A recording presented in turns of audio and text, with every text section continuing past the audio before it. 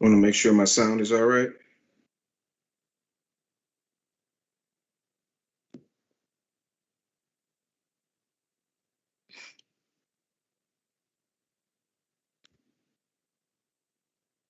Okay, we'll get started here in a couple of minutes. Is my sound all right? Your sound is great. Thank you.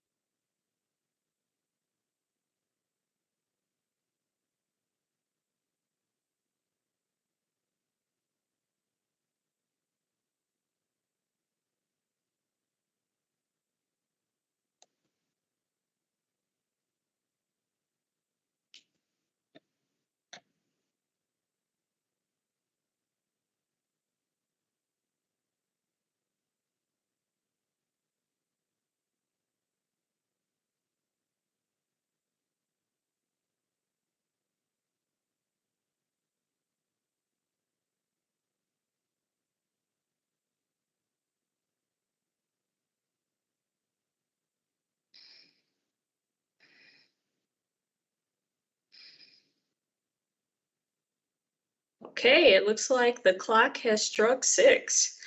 Good evening and welcome to the second in a series of Milwaukee County 2022 Budget Town Halls.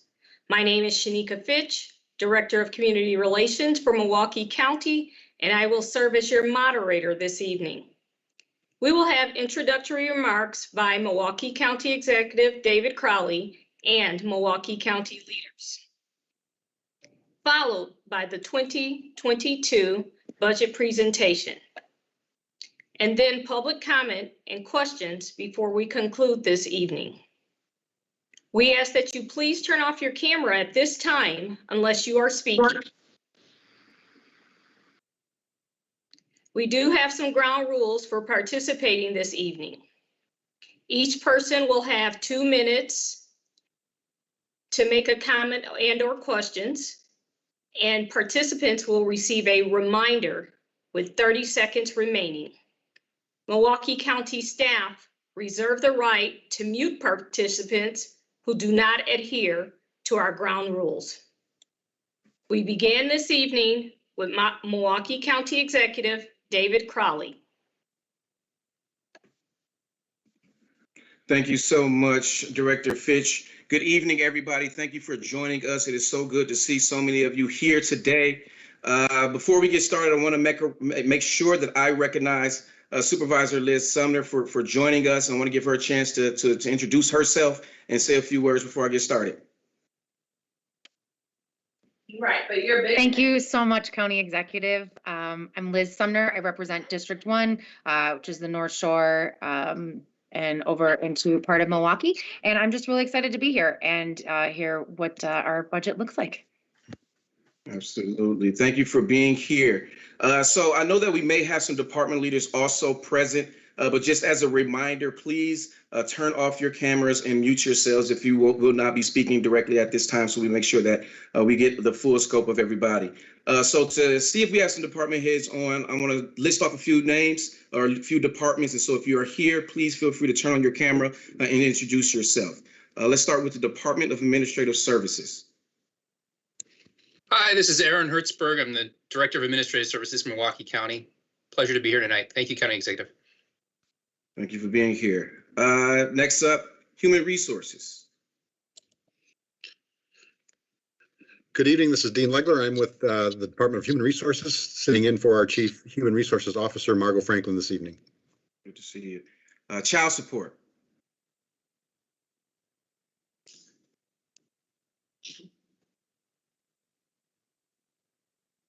Office of Emergency Management. Good evening. Thank you for having me. I'm Director Cassandra Liebel of the Office of Emergency Management. Good to see you. Office on African American Affairs. Good afternoon, everybody, or good evening, everybody. Jeff Froman, Director for the Office of African American Affairs. Thank you, Mr. County Executive. Good to see you. Health and Human Services. Good evening, David Mohammed, Deputy Director, Department of Health and Human Services, here on behalf of Director Shakita LeGrand. Good to see you. Corporation Counsel.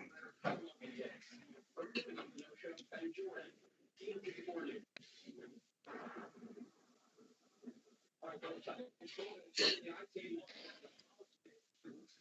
think you're on mute, Maggie. Director Don. Can you hear me now, Mr. County Executive? Sorry about that. My name is Margaret Dawn. I'm the Corporation Counsel for Milwaukee County. Good afternoon to the County Executive and members of the public. I'm also joined this afternoon by my deputy, Scott Brown. Scott, if you're here, please introduce yourself. Otherwise, I'll kick it back to the County Executive to keep it moving. Good evening, everyone. I'm Scott Brown, Deputy Corporation Counsel. Good to see everyone and good to see so many people here. Thank you. Thank you. House of Corrections. Good evening, County Exec and members of the community. My name is Chantel Jewell. I'm the Superintendent of the House of Correction. Good to see you. Again, as a reminder, please, if you can, please turn off your camera and your and mute your line so we can make sure that everybody's getting the full picture. Next up, Medical Examiner. Good evening, it's Karen Delmagos from the Medical Examiner's Office, the Operations Manager for Dr. Peterson. Good to see you. Parks. Good evening, Mr. County Executive and General Public. My name is Guy Smith and I'm the Parks Director. Thanks so much for having me. Good to see you. Transportation.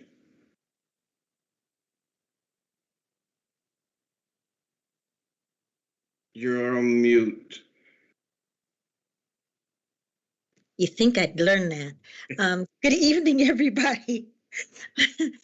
I'm the Director of Milwaukee County Department of Transportation. My name is Donna Brown Martin. Good to see you. Zoo.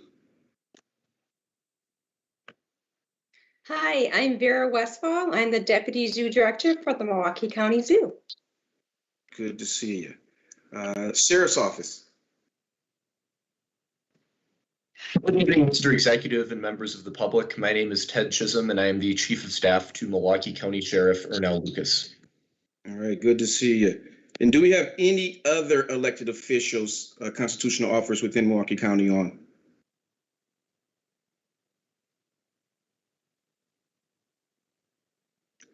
All right, I'm gonna just go ahead and get started, and you can probably see the PowerPoint as well. Welcome again to our second virtual budget town hall meeting. And as many of you may know, our mission and vision, we believe that by achieving racial equity, Milwaukee will be the healthiest county in the state of Wisconsin. We want to do this by making sure that we continue to enhance the quality of life in Milwaukee through great public service. Next slide. And so when you think about Milwaukee County, many people may not know or do know about many of the critical services that we have. And so we have housing within our Department of Health and Human Services, as well as mental health and many of our youth services. But we also have cultural amenities also within Milwaukee County. And we're also responsible for making sure that our transportation network continues to stay great and making sure that our parks is one of the best places, while making sure that also our Sheriff's Department is providing the public safety needed, not only just on our freeways, but also in the courtrooms. Next slide. And so, as you see, we are in a fiscal situation, and we don't have enough funding really to keep up with the current program going the way it needs to be. We want to continue to provide quality-centered, person-centered programs, but it's going to take us to get out of this situation, and we really need a solution. But we also want to make sure that we're making some good investments. Next slide. But you will see that we are approaching the edge. And so if you see this on this particular slide, I see a person holding up that boulder. No, we are not trying to push that boulder uphill. We are trying to make sure that that boulder doesn't push us off the cliff, because we are facing some really dire financial issues right now. So in the next 6 years, by 2027, we will have no local funding for many of our local issues. And with the pandemic on top of this, we're currently seeing that financial cliff continue to grow steeper. Next slide. And we're also seeing many of our community needs rising. With the pandemic, we have seen a rise in rental applications. More than 7,750 applications have been filed between March and July of 2021 alone. And we're seeing many other increasing needs within our community. Next slide. And you'll see here, we see a rise in EMS calls, whether we're talking about for suicide attempts, psychological needs, or overdoses. These calls have nearly doubled since before the pandemic. And when we see many of these calls, we've seen a disproportionately impact, particularly on Black residents throughout our community. Next slide. But also our county revenue is continuously decreasing. And so when you think about those state funds, they've either been flat or they've decreased. We're currently sending more dollars to the state of Wisconsin within our sales tax that we are actually receiving back. But again, if you add the pandemic on top of this, this is causing major revenue losses on Milwaukee County. Next slide. And so this graph here, as you can see with this graph, many of those lines are basically staying stagnant or slowly decreasing. But I want you to pay attention particularly.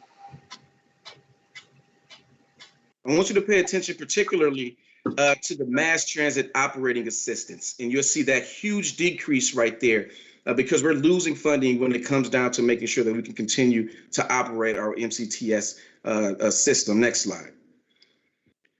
And so many people say, well, what do you have? And so we can't think about raising property taxes because we've really raised property taxes as much as we can within Milwaukee County. But also when you think statewide, Wisconsin is the 6th highest property tax burden state in the United States. Next slide. But we also see that state aid, as you've seen on that previous slide, it has been flat or reduced since 2010. And just within this past budget, we've seen the reduction of transit aids to Milwaukee County by $32.7 million. Next slide. And so we're really limited. So if we can't raise property taxes because they're already too high, one of the only other tools that we actually have in the toolbox is to increase the vehicle registration fee. It's really the only tool that we actually have available to us. But when you think about even if we actually raise it, it would only be limited to transportation in a sense. And so next slide. And so many people have asked, well, what about the federal help? What is that doing? And so we are receiving $183 million from the American Rescue Plan funds. And when you think about our actual revenue loss, it is estimated to be almost double the current ARPA funds that we are receiving. And so how we're going to be spending these dollars, I signed a resolution that created the ARPA task force, where many of you can go to. They had their first public meeting about a week and a half ago. I highly recommend when you think about how we can spend these dollars and want to make your voice heard, please go to the ARPA task force because that's what it's there for. Next slide. But also these ARPA task force dollars, these are only one-time funds and they can only be used through 2024. But the fiscal cliff is in 6 years. So even if somebody said put all the money there, we still have a long-term issue. And so these dollars that we are receiving are not going to solve our structural budget problem. Next slide. But many of you heard me talk about, there's the local option sales tax revenue. And this can provide a lot of release. It could really help us stabilize the situation that Milwaukee County is currently in. And it will actually give us more options to really fund many of our local priorities and really protect services and make some investments, hopefully. But more importantly, it will help to relieve many property taxes on many homes throughout Milwaukee County. Next slide. And so in order to invest in our vision and become the healthiest county and to really achieve racial equity, is going to need a sustainable revenue source. But this can only be done with the help of so many folks. And we have a coalition, including the city of Milwaukee, MMAC, the GMC, and other partners really talking about this. And we're really gaining some traction. So next slide. One of the ways that you can help to support the local option sales tax efforts is to really call your legislator. You can look up your elected official by visiting myvote.wi.gov, or you can sign up for updates. Now, this is moveforwardmke.com. I know that it says .org right now, but it is .com. We will make sure that that gets changed. But feel free to visit our county.milwaukee.gov website as well for more information. Again, I want to say thank you all for joining us. And now I'm going to transition and allow our budget director of the Performance and Strategy Budget Office, Director Lamers, give a brief synopsis on our budget as well as the capital budget and some next steps as we move forward. Thank you again. And Director Lamers, you're up. All right. Thank you, County Executive Crowley, and thank you everyone for being here. I am just going to provide some additional details on the county's budget and share some additional information that our county executive was speaking to. So next slide. So in regards to the county budget, we want to make sure that we are developing a budget that is focused on advancing our vision. So we're working to develop a budget which uses a racial equity lens and focuses on 3 strategic focus areas stated here: creating intentional inclusion. We're looking to reflect the full diversity of the county at every level of government. In terms of bridging the gap, we are applying a racial equity lens to funding decisions. We've incorporated a racial equity budget tool into departments' operating requests, and also taken racial equity considerations into capital project funding positions. We are looking to invest in equity, putting investments upstream to address root causes of health disparities. The next couple slides, I wanted to just provide some background on what's in the county's budget and some of the elements. So looking at this, the largest portion of county budget is for health and human services programs, behavioral health, aging, housing services, disability services. Those make up about 34% of the county's $1.1 billion budget. Transportation programs like the bus system and the airport and some of our fleet management and highways make up almost a quarter of the county budget. And then other programs, public safety would include the sheriff, Office of Emergency Management, courts and judiciary funding our courts functions in district attorney, administration and general government. We have non-departmental funding such as fringe benefits, healthcare, pension costs, our debt service funds, capital projects. We have about $60 million of funding in parks, recreation, and culture, representing our zoo and our parks department, and cultural agreements with various entities. And then the next slide talks about how these programs are funded overall. Next slide. So we have property tax is our largest source of locally collected revenue. About $304 million in 2021, 28% of the budget. Next large source is sales tax, makes up about $70 million. That's from the 0.5% sales tax that's collected out of the rate in Milwaukee County overall is 5.5%. 5% goes to the state, 0.5% stays here at the county for needs in county government. Other state revenues, these would be programs like reimbursement for health and human services programs that are provided by state statute, $248 million. State shared revenue is a distinct pot of state funding that we're able to use for flexible purposes. I'll share a slide later on that shows that funding has been really decreasing. We receive about $80 million of federal revenue. Again, that is for programs that are mandated by the federal government that we're performing and getting reimbursement for. And then on program revenues, it's another large source. Almost a third of the budget is revenues generated directly from programs for services that they provide. Health revenues in our hospitals would be an example of that, or revenues drawn down by the airport from airline fees for flights. The next slide, I'm going to talk about our current year budget outlook, and the outlook is pretty similar to what we've seen going into previous budget years. We are operating with a structural funding imbalance, which we have been for numerous years at Milwaukee County. We found on average our revenues only grow by about 1% per year. That's due to state caps and laws restricting the amount of funds that we can raise. And then it's combined expenses going up by about 2.4%, which is merely about the amount of inflation. So our revenues don't keep pace with inflation. Any organization that grows revenues only 1% a year is going to have a lot of fiscal challenges, and that's kind of the situation that we're in. So when we look to 2022, we're expecting a $20 million gap. So that's when we receive department requests on hand. We have to balance down and figure out how are we going to save at least $20 million to balance out this year's budget. On the capital side, that's a different form of funding. A lot of projects are bond finance for capital. Our project requests from departments exceed our local bonding cap by 78 million. So we're gonna have a lot of difficult choices on project funding this year. We do have federal recovery funds, which provide some offsets, but they don't necessarily close these gaps, especially on operating, because those funds are one time and we need sustainable solutions in order to fund our budget. If we were to plug those for one-time needs, we would wind up having a massive budget gap by the time the recovery funds run out. So on the next slide, just some further detail on why our revenue options are so limited.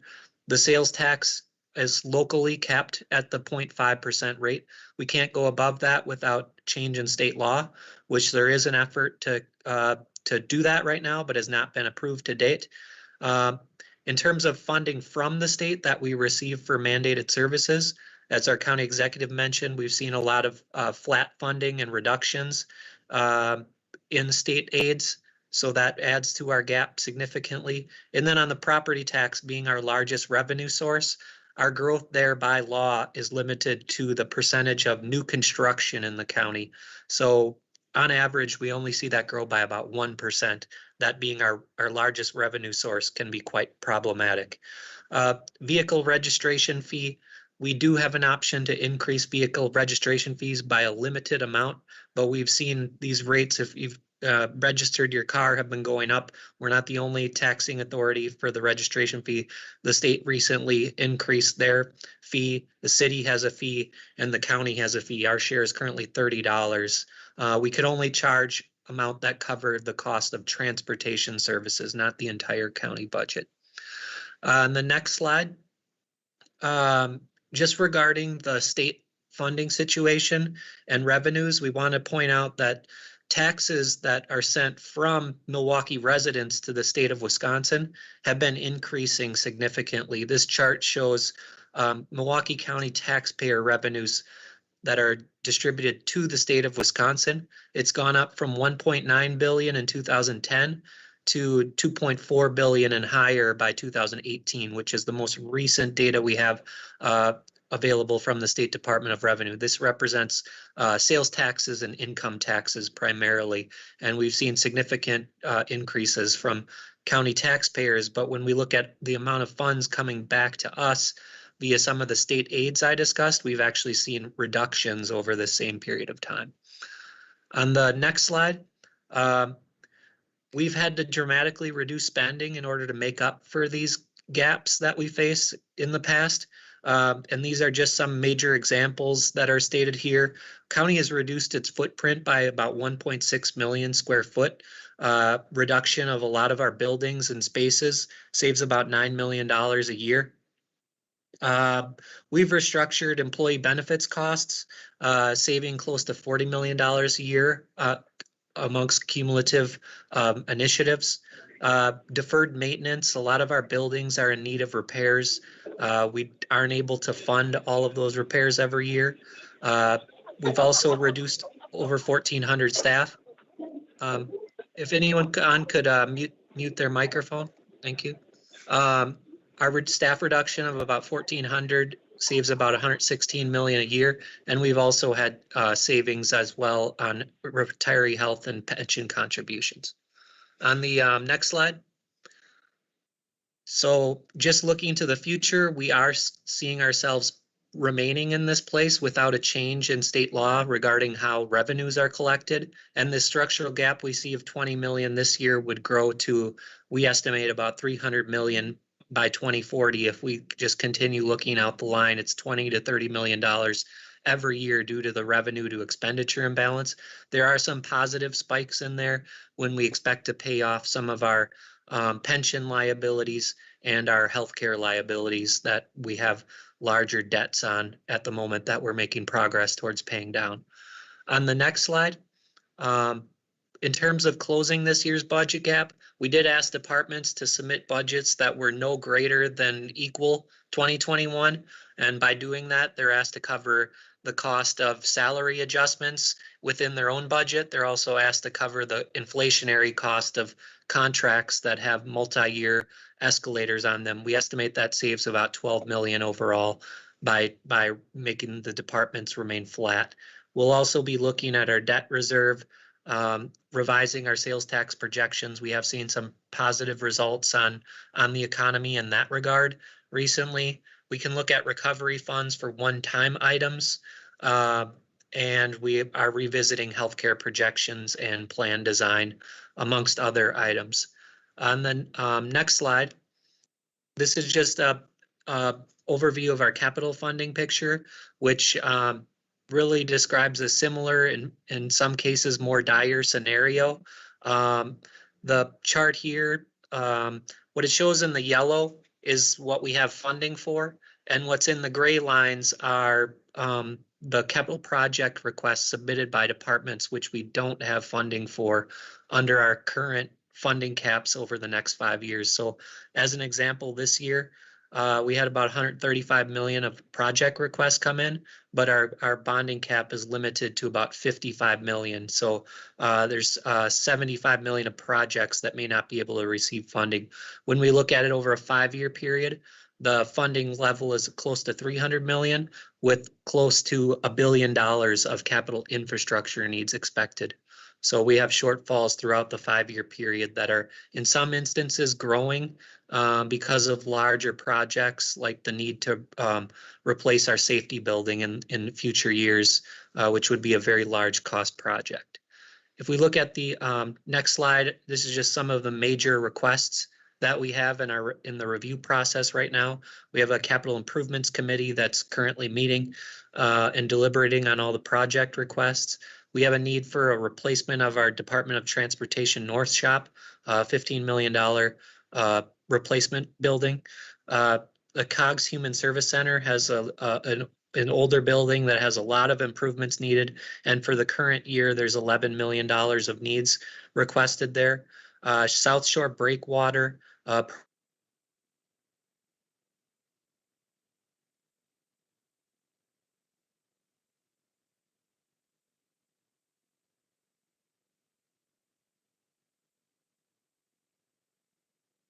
they cost over. Oh, sorry, I have a little connection there for a second. Looks like I'm back. And then on the McKinley Park, we have some parking lot needs that are very significant. So overall, 134 million of projects. We're trying to find which ones will fit within the 55 million of funding. So on the next slide, just in regards to the American Rescue Plan Act, we received $183 million allocation that can be used for costs through 2024, which are related to the pandemic, COVID response activities. For example, the county is doing work on vaccination administration, testing, and we have to reconfigure our facilities. We've moved to remote work. We've run some economic recovery programs like homeless service rental assistance grants, and we can use funding to support certain programs that have lost revenue that's specifically due to the pandemic. These funds are temporary and should be applied to non-reoccurring expenses. And there's currently a task force underway with the County Board of Supervisors and County Executive and other representatives to make non-binding recommendations on use of this grant. Preliminary recommendations are expected later this year. Just want to point out that we do have budget documents online. All of the department requests budgets are online. We also have posted the racial equity budget tool that was completed by all departments, speaking to how their budgets are helping to advance the county's vision. That's available at county.milwaukee.gov/PSB. And on the next slide is just some of the timelines and next steps. So we are now in the timeline where we're doing outreach on the budget and holding town halls. The county executive's recommended budget will be released October 1st, at which point the finance committee will be deliberating on the budget and will be adopted in November by the county board. And on the next slide, I believe that is all that I have for now. So thank you for listening. Thank you, County Executive Crowley and Joe Lamers, for your presentations this evening. At this time, we will transition to the public comment portion. I just want to, again, set some of our ground rules for you, just some reminders that for participating this evening, each person will have 2 minutes to make a comment and or ask a question. The public will receive a reminder with 30 seconds remaining. Milwaukee County staff reserve the right to mute participants who do not adhere to the ground rules. Again, just a reminder for you all, please turn off your cameras and mute yourself unless you are speaking. That is the only time we ask that you put on your cameras, is when you are actually speaking. If you did not have an opportunity to register in advance for questions or comments, you can still enter questions via Facebook Live and we will answer those. So at this time, I am going to read the questions that were submitted in advance, and they will be responded to. The first is a question from Joshua Taylor. Is there anything in the budget for mental health? If so, how much? And also, is there money in the budget in regards to the homeless population in the county?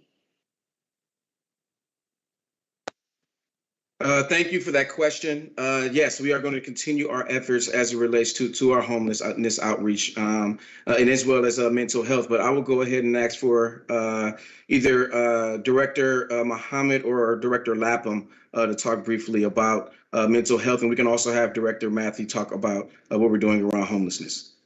Thank you, County Executive Crowley. This is a major area of focus for DHHS. Obviously, we've done a significant amount of work to eradicate street homelessness, and in particular during the pandemic, but also to expand access to mental health services, and that includes the opening of the Mental Health Emergency Center, as well as the expansion of CART, as well as Crisis Mobile. We should be adding about 15 more Crisis Mobile staff. I will allow for Administrator Lappin and Administrator Matthew to respond to more of the budgetary question. Deputy Director Mohammed, County Executive Crowley, we do have a $247 million budget recommendation from the Mental Health Board for 2022 for mental health services, which includes many of those things that Deputy Director Mohammed mentioned. There's a specific item in our budget. We have $1 million that is the Mental Health Board is allocated to the Housing Division and Administrator Matthew to fund housing first. And literally on a day-to-day basis, my teams, Crisis Mobile teams, partner with Jim's outreach teams to work with people outside and try to get them connected when they need it to mental health and substance use services. Jim? Thank you, Director Lappin. So a couple of things related to housing and the budget again. Thank you to the Behavioral Health Division for their $1 million contribution to Housing First, as Director Lappin mentioned. A couple of other things for 2021, but specifically the 2022 budget. We are looking at a new partnership with the House of Correction, where we're going to begin doing housing navigation for individuals that are going to be released from the House of Correction. So our goal is to help folks get back on their feet and provide them with housing options prior to being discharged from the House of Correction. So we're excited to get that going in 2022. We've also received significant federal revenue as it relates to homeless prevention. So that's a big focus through county executives' leadership throughout Milwaukee County is really focusing on upstream prevention. We're certainly doing that in the area of homelessness. So we, as an example, we just received an additional $20 million from the state of Wisconsin for ongoing rental assistance and eviction prevention. So it will continue up through at least September of 2022. So we have assisted with preventing about 9,000 evictions since we started that program. We're very excited to formally continue that in the budget in 2022. We're also using federal revenue that has been passed already for right to counsel, which is going to be guaranteeing legal assistance for those facing eviction.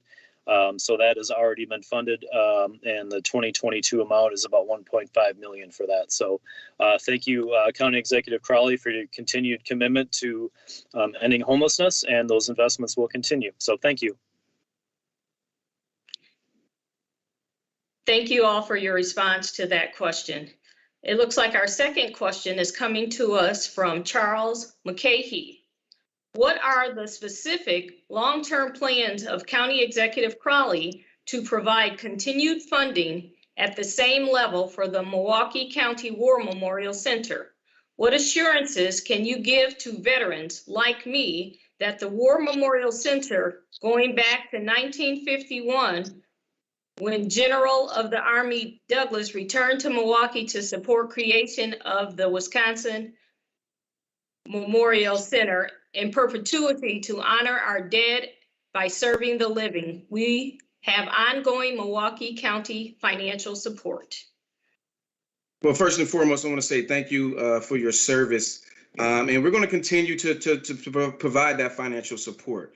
I want to make sure that we're providing that financial support for many of our veterans throughout Milwaukee County. And we've been doing so throughout a no wrong door concept that I'll make sure that we touch on a little bit later. But I also would say that this is also, goes back to the need for the need for revenue, the need for a sales tax right here in Milwaukee County, so we can be able to really make the type of investments that you are talking about. Continue to make those types of investments. So I'm gonna ask that Joe from our budget office try to answer that first, and then ask for Deputy Director Mohammed to step in. Thank you, County Executive. Yes, in regards to the War Memorial, and this applies across to cultural partners around the county, we have agreements in place with them. And we have an agreement that calls for $486,000 of funding for operational support for the War Memorial. That was the amount of funding in the current budget, and we're committed to maintaining that agreement and providing that funding again in next year's budget. There's also a couple of capital project fundings that are intended to be included under a lease agreement for capital. One of them is for windows in the War Memorial, a $40,000 project, and there's another project which finances some stair improvements that are needed at the War Memorial at about $100,000. So those items are both in the requested 5-year plan, and based on the agreements that we have in place at the Memorial, we do anticipate that continued funding in the budget. Thank you all for answering that question. County Executive Crowley, may I use my 2 minutes? Charles Mulcahy here. Please go ahead, Charles. Okay. I served on the county board from 1964 to 76 for 12 years. 8 of those years were on the finance committee. I also served as chairman of the War Memorial for 8 years, and I am a veteran. My reason for wanting to speak for a minute, I'll make it very short, is I think the veteran community, County Executive Crowley, could play a valuable role going to Madison and working with you on seeking bipartisan support. And I think just sending the government people there to do that may not be enough. And for example, increasing the sales tax, getting other statutory changes to alleviate revenue shortfalls. Veterans are a formidable force. We're bipartisan. We want to work with everyone just like you do, County Executive Crowley. So that's my comment in addition to the MacArthur project. Douglas MacArthur recommended the War Memorial in 1951. We've been loyal people who have served our country, and we are hoping the county will never cut that funding. Thank you, Charles. I appreciate it. Thank you for letting me speak. Thank you. Again, just a few reminders. We ask that you turn your cameras off and mute yourselves if you're not speaking at this time. The next question comes from Mary Beth Kazmarek. What rationales were given for the original appropriation of county funds to build and support the War Memorial? Why do you feel these reasons no longer apply? So I believe we've already covered that topic, but Mary Beth, is there anything more?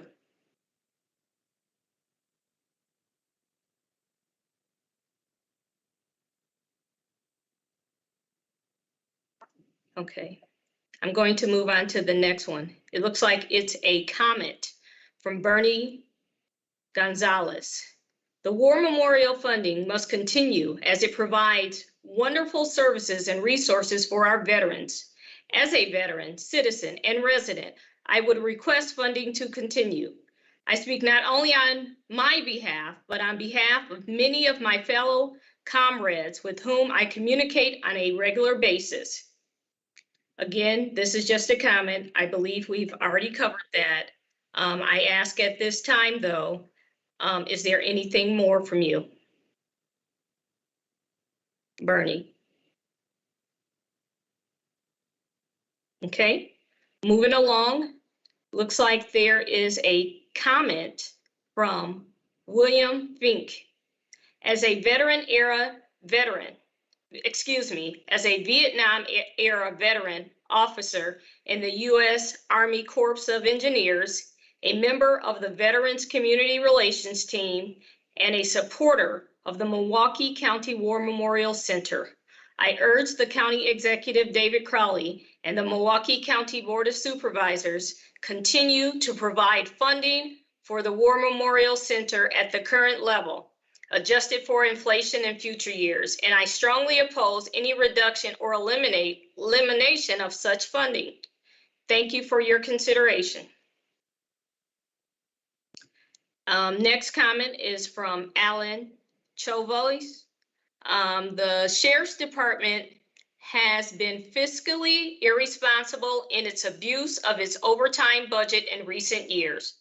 As the county proceeds in determining the county budget, it is imperative that the county reduce the spending on an overtime budget that will continue to be abused. The money spent on this overtime budget could be allocated to provide communities of Milwaukee County with greater access to health services. Health services are vital to the county, but to many residents, especially those living below or near the poverty line, have limited, if any, access to proper health care. With more funding from the county, this could be remedied. I recognize that more money simply cannot be produced. So as a lifelong resident of this county, I demand that funds that would otherwise go to the sheriff's overtime budget go to other essential services for the residents of Milwaukee County. An organization I am a part of has spent this summer speaking with people, especially residents from 53206 zip code, a zip code that is abused by MPD and the Sheriff's Department. They have made it clear that they want to see their neighborhood parks improved and access to proper health care expanded. They recognize that this can only be done if the county commits to no longer supplying funds to a fiscally irresponsible department.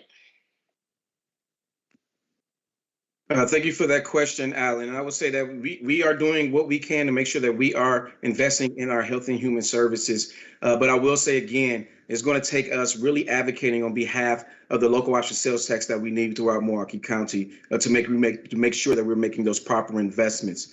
But I will ask for Ted from the Sheriff's Office to be able to respond related to their budget. Certainly, and thank you, Mr. Executive. So I want to clarify a couple of items, and first and foremost is that by no means has the Sheriff's Office been fiscally irresponsible in our management of county funds. Actually, to be frank, under Sheriff Lucas's administration, we've imposed rigorous controls on almost every expenditure, ranging from the use of overtime to procurement and the purchase of essential equipment. So moving from that, to the specific issue of why our overtime expenditures are so high, it's directly proportional to severe staffing challenges that we're currently encountering. So as we've seen across many professions right now, retention and recruitment of talented employees is very, very difficult right now in our current economy.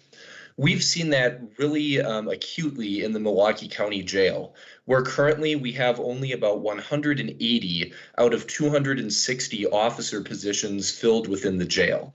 These are essential positions that are responsible for ensuring the safety and well-being of everybody entrusted to Milwaukee County care within that facility. As a result of this understaffing, our agency has to rely on overtime to ensure that positions within the jail facility are filled.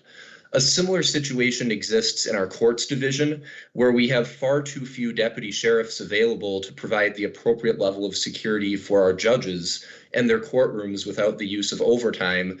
And similar situations also exist on our expressways, which our office patrols, in our parks, which we patrol, and at our airport, where we provide institutional security. These are essential functions, and these are institutions and critical infrastructure that our community expects to be kept safe. And in order to do that at the highest level of professionalism and at the highest level of accountability, our office has to use every means at our disposal to ensure the safety of our community. And unfortunately, that means using overtime to fill positions that would otherwise be vacant and create a significant safety risk for the people of Milwaukee County. Thank you. Next, we have a comment from Eric Flores. I am a member of the Milwaukee Alliance Against Racist and Political Repression. We have spent canvassing in 53206 zip code and asked residents what they would like to see out of the county's budget. They do not want more policing by sheriffs or city cops. They want more opportunities through the county, such as good paying union jobs. Fund our community, not the cops. County Executive. Again, I think at the end of the day, this is just when we talk about funding the community, we have to focus on the sales tax. Again, we are in a fiscal dire situation. And so we absolutely need this local option sales tax. The tools that we have available to us is not going to put us in the best situation to make the investments that we need to make. I'm not sure if Ted wants to step in. Certainly, Mr. Executive, thank you. So very briefly, I want to be very clear, too, that our community right now is experiencing some really significant challenges related to public safety. We've seen a spike in homicides, we've seen a spike in violent crime, and we have a real need in our community for accountable law enforcement that's trusted by our community.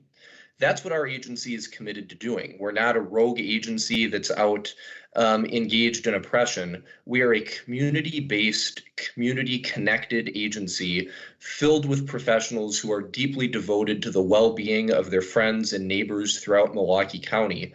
And our mission is to work with community members to make sure that we're resolving these really serious public safety challenges that we've seen this year. Reckless driving on our expressways, violent crime in county parks.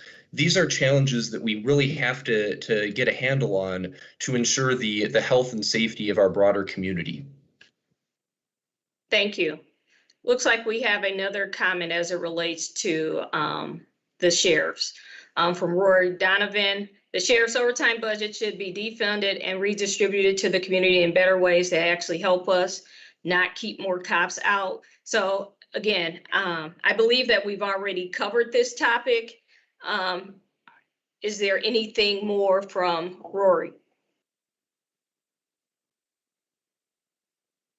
Okay, I'm going to move on to the next question, and it comes from Tim Baranski. Can any structural improvements be added to create a self-sufficient war memorial? If so, who retains control of the operation? If the county operates this property, what is to say that it cannot be sold in the future to help pay for past miscues? What assurance would be in place if adequate funding were obtained? How much control would the county still have if financing was obtained regardless of who supplied the financing? Again, I believe this is a topic that we've already covered. Is there anything more? Tim?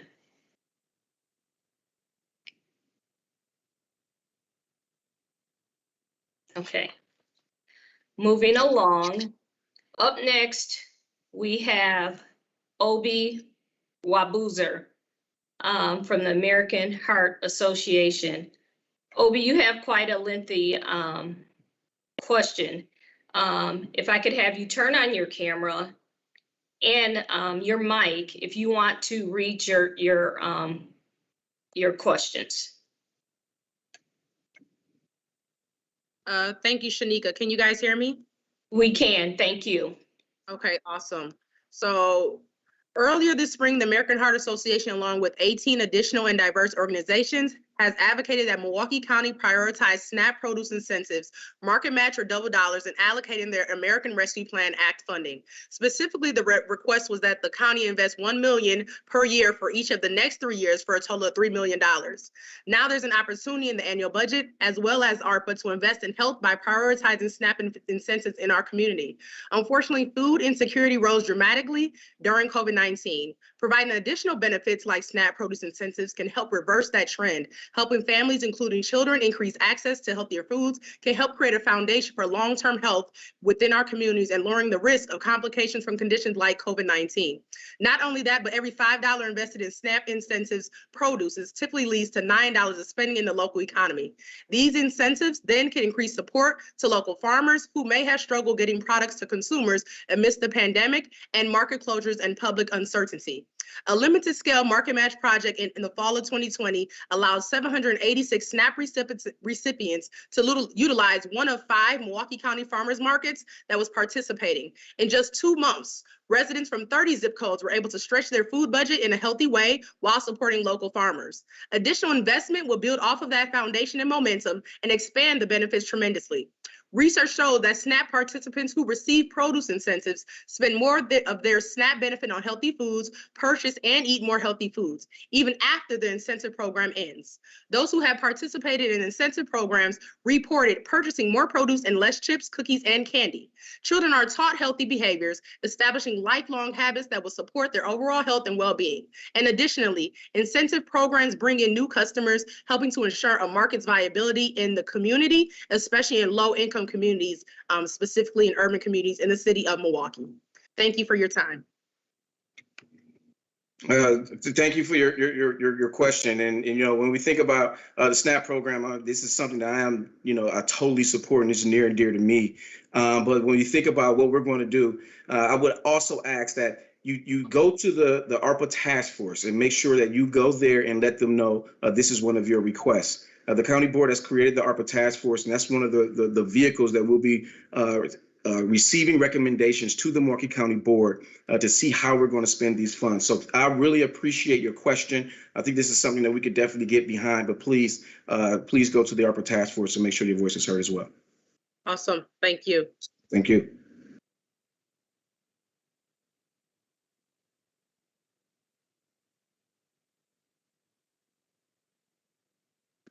You're on mute, Shanika. Thank you. We have a comment from Marcia Cunningham. Would like to request continued support for the War Memorial Center instead of eliminating it from future budgets.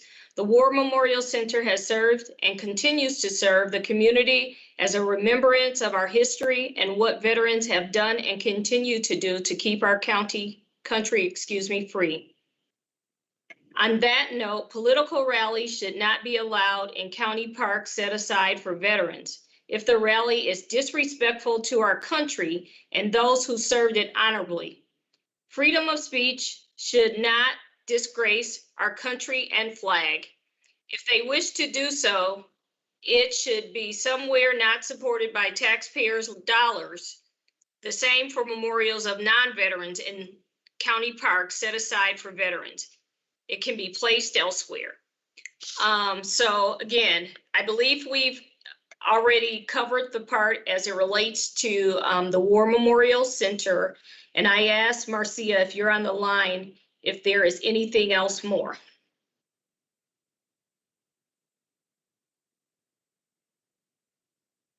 Okay, I'm going to move along.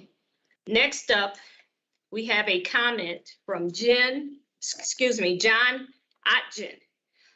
This is to add my absolute full support and that of the entire Otgen family for the continued financing of the Milwaukee County War Memorial Center. As a retired Lieutenant General, USA, I cannot imagine anything less than to pay honor to those who gave their all in support of our living. All right, so again, that is a topic that has already been addressed this evening. I just asked John if there is anything more. You can turn on your camera and speak at this time. Okay, next I'll be moving along to calling on those individuals. He's on mute. I see John, but I think he's on mute.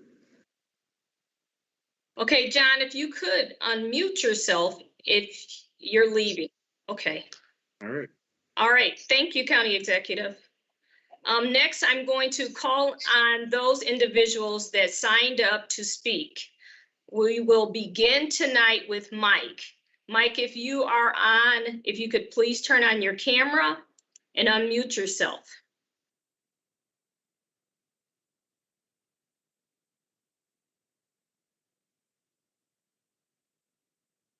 Okay, I'm going to move on to the next individual that signed up to speak. Millie Cobb, Millie Cobb. If you could turn on your camera and unmute yourself if you are on the line.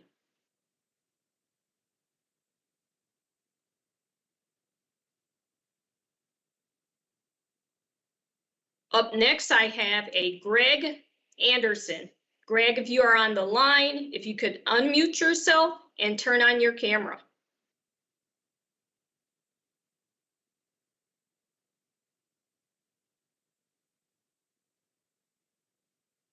Okay, up next, I have Keyjon Jennings. Keyjon, if you are on the call, if you can unmute yourself and turn on your camera, please.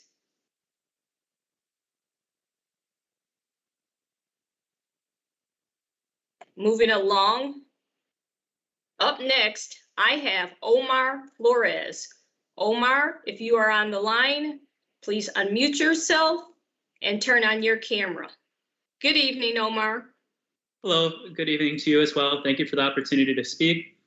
Some of you might be familiar with me. I know I've worked with you, David Crowley, before on getting one of my friends out of detention. I appreciate that. And I'm sure Theodore remembers me with much less fond memory, as I've been railing against the sheriff's overtime budget for quite a few months now, and so have people from the community. We've been canvassing door to door in the area directly surrounding Lucille Berrien Park, formerly Lindbergh Park.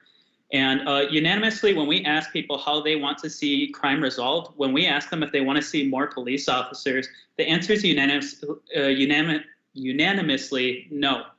And this is because that they've seen so many of the negative effects of over policing and what can happen from that.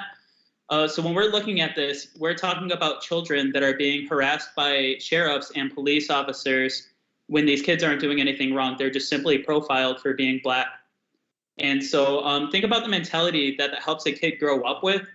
If you're not a criminal already and you're already being criminalized, then you're going to just try and follow that, right? Because you're already being told you are exactly that. Additionally, the Milwaukee County Sheriff spent almost 2 times their allocated budget for overtime, and this has been the case for a decade. I know Theodore was talking about an increased need for police officers because of the spike in crime, but we've seen that even though the sheriff's budget has gone up for several years now, over decades, that we have not seen a reduction in crime. So it's clear that whatever they're trying to accomplish with overtime is something that's not working. We need the money to go somewhere else to prevent crime from actually happening, so we could start to see these the county jail populated less. people wouldn't have to work overtime if we just simply didn't line up the jails as much and if we prevented crime from happening in the first place. So what we're asking as the Milwaukee Alliance Against Racist and Political Repression is that the county board defunds the sheriff's overtime budget that they've been incredibly reckless with for decades now and put it into the community like people have been asking for. We have signatures with hundreds of people that are okay with defunding the sheriff's overtime budget, and these are in some of the highest crime areas. So we can't just keep writing it off and saying that crime is up. We need to keep funding the sheriff. We got to fight crime because that hasn't worked. And we also can't just put this on the 30 state. seconds remaining. Thank you. We can't just keep putting this on the state because there's something that we could do about this now. And that's through the budget that we do have control over, that the county board has control over. So I'm asking that the county executive have a backbone in telling the sheriff, no, you can't spend twice your overtime budget for decades. They need to be held accountable. Thank you. Thank you. I believe we've already addressed that unless the county executive would like to add more. No, I appreciate the comment. Thank you. Thank you. Okay, moving along. Up next, we have Jasmine. If you are on the call, please unmute yourself and turn your camera on.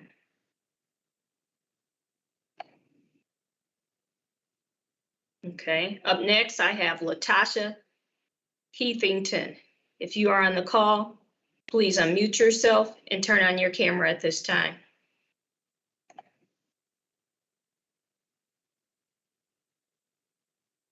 Moving along, up next, Chris Peterka. If you are on the line, please unmute yourself and turn on your camera.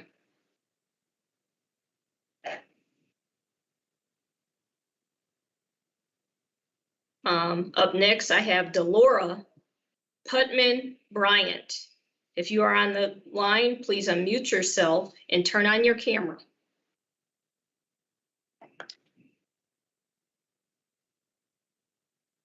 Up next, Christopher Yachek. If you're on the line, please turn on your camera and unmute yourself.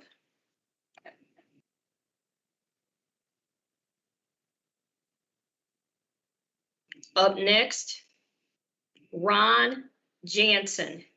If you're on the call, if you could please turn on your camera and unmute yourself. Good evening, Ron. Good evening. Thank you to the county board and all the representatives here. I encourage David Crowley to cut the MCSO budget now. Help them sharpen their focus and increase their efficiency. There's at least one individual here in this meeting this evening who does not need a job inside MCSO. I'm not sure why the sheriff needs a political spokesman. His job is expensive and unnecessary. Put the sheriff out here. Have him speak for himself.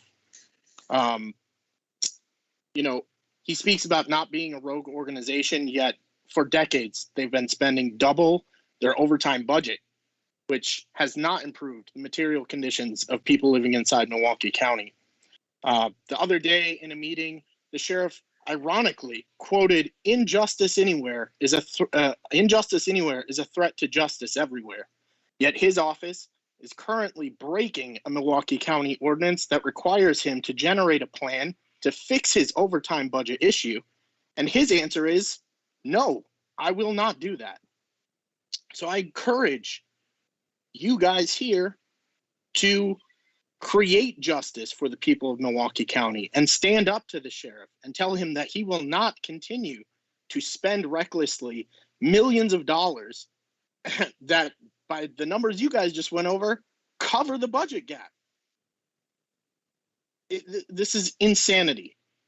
So who on the county board will stand up to the sheriff and demand the justice that he supposedly seeks for those of us in the county? Thank you, Mr. Jansen. We've already covered that. I'm going to go to the next individual. Up next, we have Barbara Becker. Barbara, if you could please turn on your camera and unmute yourself. Good evening, Barbara. Good evening. This is Barbara Becker. I hadn't actually registered to speak, but thank you for the opportunity. I wanted to call attention to a couple of priority areas that I hope will be elevated in terms of funding in the budget. One is the work that's gone on in terms of housing. This is a time of so much uncertainty, and the safety net that Milwaukee County provides has never been more important. It's particularly important to a lot of the people I advocate for and with, people with mental illness and with other disabilities. So kudos to the Housing Division and the Behavioral Health Division for the good work, and please keep it up. I also wanted to encourage that the county prioritize increasing accessibility, ADA accessibility of our facilities. And I've shared with you before, County Executive Crowley, the concern about the conditions at the COG Center. I know Director LeGrand is trying very hard to address those, but it's pretty extreme. And I hope that there will be opportunities to ensure that our county residents, just as people in other counties, can have the opportunity to access services in an environment that is accessible and welcoming, respectful and inclusive. So those are a couple priority areas. I also support the opportunity to continue to divert people with mental illness and other disabilities and other community members from the criminal justice system, and to ensure that more people get access to services on the front end, as well as getting access to services when they return to the community, including benefits counseling. The disability benefits specialists that the Department of Health and Human Services has do a great job, but I don't think there's enough capacity. I love the fact that you're providing a housing navigator, providing access to benefits counseling for people returning from the justice system to the community should also be a priority. Thank you. Thank you, Barbara. Up next, I have Hope. Hope, if you're on the line, if you could turn on your camera at this time and unmute yourself.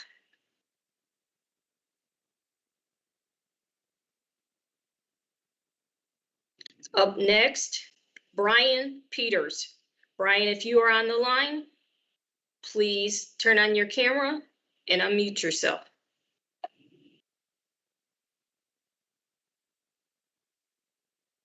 Up next, I have Emily Munoz. If you're on the line, if you can unmute yourself and turn on your camera. Yeah, hi. So I'm commenting in regard to the county sheriff's budget as well. In 2021, MCSO, which is already pretty overfunded, is projected to exceed their overtime budget once again. And I just feel that it cannot be overstated how irresponsible this is, particularly during a time where there is a less of a need for MCSO services. We are in a pandemic, which is still not over, and people in this county are struggling with food, housing, their mental health. And instead of providing funding for programs that would help meet some of those needs, we're spending millions on an overtime budget for a department that does not improve the health and safety of the people in our communities. MCSO also performs evictions, arrests and harms protesters, and launches expensive drone units in order to surveil us in increasingly invasive ways. So it's clear, and it's also clear, like it was made clear tonight, that the county is in a really tight spot in terms of revenue. So our tax dollars should not support such gross overspending on overtime hours to perform these duties and any other duties that don't directly contribute to public safety. So I ask that the board take steps to curtail this type of spending, defund that overtime budget, and look for really creative ways to finance programs that we desperately need in this county. I think that would be truly budgeting from a real racial equity lens. Thank you. Thank you, Emily. From here, I will go to comments that have been submitted via Facebook Live. William Schroeder, you could defund the sheriff's office and allocate those funds elsewhere within the community. That seems like it would fix the budget crisis. Joan McGovern, the poor health of our community due to lead, other chemicals, poor diet, and lack of exercise is at the bottom of many of our problems. Susceptibility to COVID-19, inability to work, poor school attendance and performance, drug abuse, violence, etc. It is critical to focus on these problems, perhaps beginning with school breakfast and lunch programs that are high in protein, low in carbs, and include butter. Without improvements in health, other solutions may be just Band-Aid solutions without any real change. And then I have Diego Santana. There would be resources for mental health and the homeless if the sheriff's overtime budget wasn't exceeded every year. Paris Miller, funding mental health, after-school programs, and better housing would help people way more than funding the police, especially when more police funding ends up causing more crime. So why would you continue to give them more unnecessary funding? Thank you all for your comments this evening. I want to thank you all for participating in this very important COVID-safe opportunity for public input on Milwaukee County's 2022 budget. There is one more opportunity to participate, and that will be actually tomorrow, Tuesday, August 24th, from 11:30 a.m. to 1 p.m. And you can register for participation at county.milwaukee.gov/2022 budget. At this time, I am going to turn it back over to the county executive. So first and foremost, I want to thank everybody who asked a question, who made a public comment, those joining us on Teams, watching us live on Facebook. Thank you for joining us. Really appreciate you participating in this virtual town hall. And if you know somebody and want to continue to let your voice be heard, please come out to the next town hall. But before I close, I want to make sure again that I put out that call to action.